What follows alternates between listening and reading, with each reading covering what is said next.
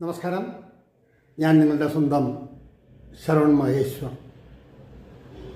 കൃഷ്ണശിലയായി എന്ന എൻ്റെ പരമ്പരയിലെ 161 എപ്പിസോഡാണിത്. ഇന്ന് ഞാൻ നിങ്ങളോട് പറയുന്നത് പ്രശസ്ത നോവലിസ്റ്റും തിരക്കഥാകൃത്തുമൊക്കെയായ ശ്രീ കെ സുരേന്ദ്രനെ കുറിച്ചിട്ടാണ്. മായ, കാട്ടൂരങ്ങ്,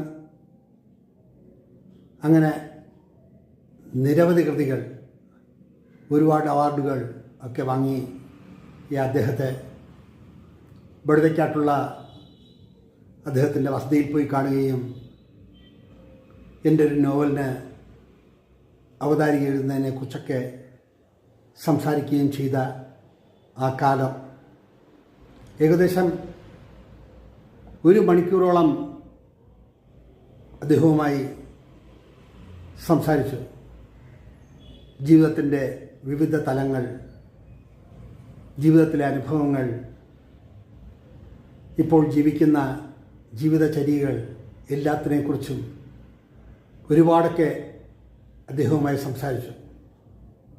പ്രത്യേകിച്ചും മായ എന്ന ആ നോവൽ എനിക്ക് ഒരുപാട് ഇഷ്ടപ്പെട്ട ഒന്നാണ്. എഴുത്തിൻ്റെ വിവിധ തലങ്ങളെക്കുറിച്ചൊക്കെ സംസാരിക്കുമ്പോൾ വളരെ ചെറുപ്പത്തിൽ 43-ാമത്തെ വയസ്സിൽ ടെലികോമിൻ്റെ ജോലി റിസൈൻ ചെയ്ത ശേഷമാണ് അദ്ദേഹം സാഹിത്യ പ്രവർത്തനങ്ങളിൽ സജീവമായി പങ്കുകൊണ്ടത്. 1960-ൽ എഴുതിയ താളം എന്ന സൃഷ്ടിയായിരുന്നു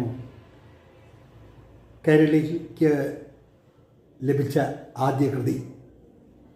വളരെ സൗമ്യമായ പെരുമാറ്റം.